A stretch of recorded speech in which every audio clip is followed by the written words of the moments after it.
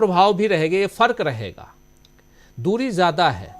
तो ज़रा वो उस बात को समझना चाहता हूँ आपसे कि कैसे ये जन जन तक पहुँच सकते हैं और कितना ये इम्पोर्टेंट हो सकती है यात्रा उस लिहाज से, विपक्ष के लिहाज से।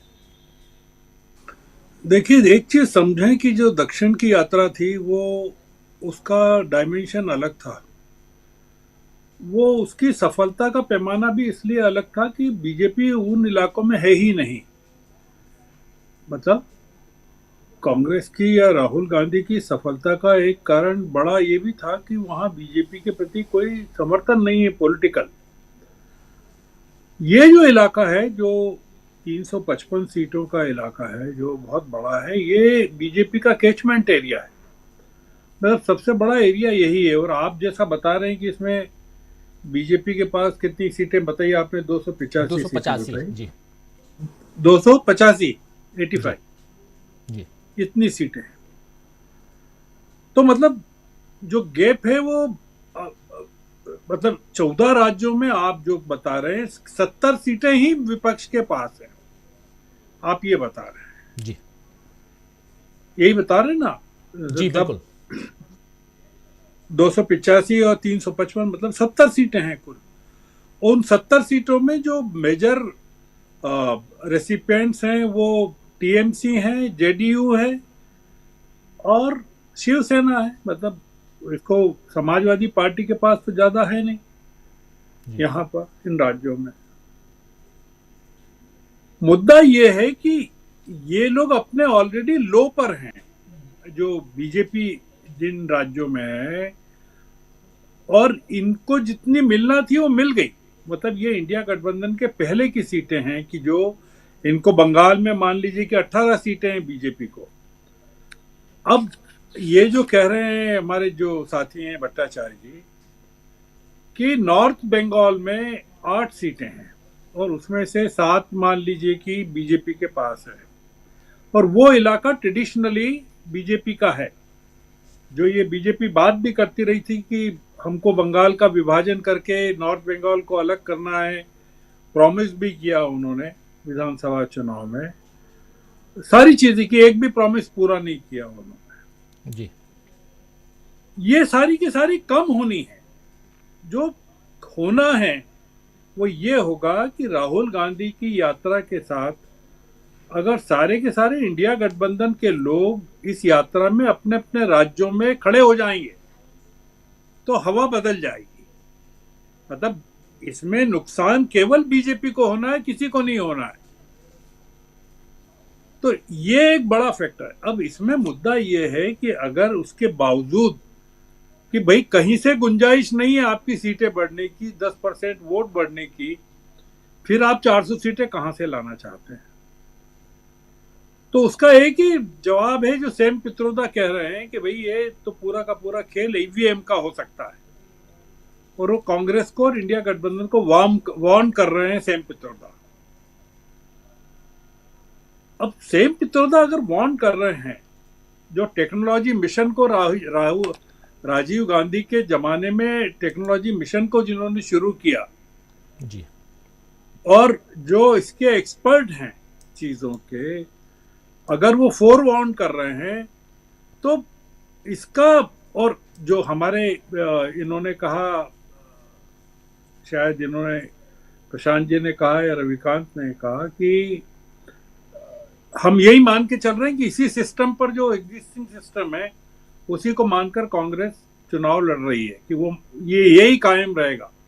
ईवीएम को लेकर मैंने भी वो डिमॉन्स्ट्रेशन देखा कि कैसे वो केले पर के बटन पर वोट लगाता है, और लाइट जो है का कमाल कैसे होता है, और वो जो स्लिप है वो नहीं कटती है, वो की वही बनी रहती है उस जगह पर। जी। और दूसरे वाले को भी वही स्लिप दिखती है, वो मानता है कि केले को उसने वोट दिया है, जबकि वो एप्पल में कन्वर्ट हो जाती है। वो एक अलग लॉजिक है। पर इलेक्शन कमीशन तो टाइम दे नहीं रहा ना, जो इस स्कैंडल को या इस घपले को एक्सपोज करना चाहता है उसको। और इसलिए नहीं दे रहा है कि आज की तारीख में अगर ईवीएम को लेकर कोई बड़ी कंट्रोवर्सी होती है तो हजारों लाखों की संख्या में ईवीएम को कैसे बदला जा सकता है जी। इतने कम समय में। तो अगर ये 400 सीटें भी जीत सकते हैं तो ये 543 सीटें भी जीत सकते हैं। इसलिए अब मुद्दा ये है कि भारतीय जनता पार्टी अगर किसी भी कीमत पर सीटें जीत रही है, मतलब जहां सीटों की गुंजाइश नहीं है वहां भी जीत रही है, तो मतलब वो एक तरह की ऐसी व्यवस्था को इनवाइट कर रही है जो इस देश में स्वीकार्य नहीं होगी। तो इंडिया गठबंधन को उस इवेंचुअलिटी के लिए अपने आप को प्रिपेयर करना पड़ेगा कि एक्स्ट्रा कॉन्स्टिट्यूशनल मेजर से क्या बीजेपी 400 सीटें या ज्यादा सीटें जीतना चाहती है, और उसमें इलेक्शन कमीशन उनके साथ उस षड्यंत्र में भागीदार बनना चाहता है। न्यायपालिका आंखें बंद करके रखना चाहती है अपने की पूरी चीज को, कि वो देखती रहे। जस्टिस कौल ने कहा है कि हम ना तो अपोजिशन की मदद कर सकते हैं ना रूलिंग पार्टी की मदद कर सकते हैं, हमारा काम तो न्याय देना है जी। तो ये जो पूरा का पूरा इस समय चल रहा है, वो राम मंदिर का मुद्दा छोड़ दीजिए, मैं केवल एक ही बात कह रहा हूं कि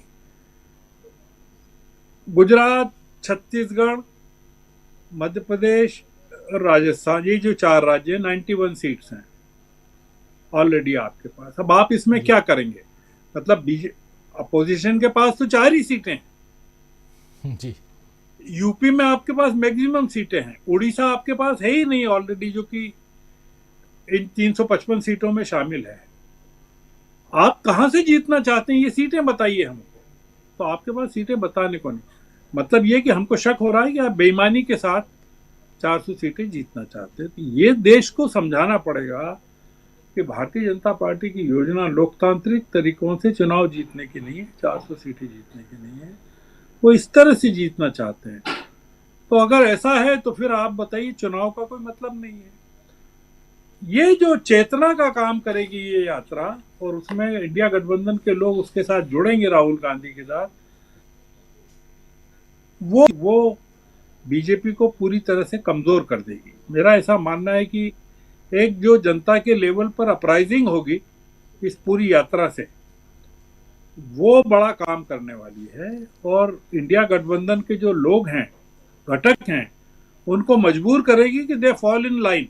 अगर वो नहीं करेंगे तो दिक्कत हो जाएगी। जी जी बिल्कुल बिल्कुल सही आप कह रहे हैं। और इसमें एक चुनौतियां भी हैं इंडिया गठबंधन के सामने, क्योंकि आप बता ही रहे हैं कि दक्षिण से जब उत्तर की तरफ ये यात्रा आ रही थी तो बहुत सारे ऐसे राज्य थे जहां बीजेपी शासित वो राज्य नहीं थे। हालांकि कर्नाटक राज्य था जहां पर बीजेपी की सरकार थी, लेकिन फिर भी दक्षिण की तासीर अलग है और उत्तर की तासीर अलग है, और यहाँ के वोटर्स, यहाँ के मिजाज भी अलग हैं। और उस हिसाब से, उस लिहाज से देखा जाए तो पूरब से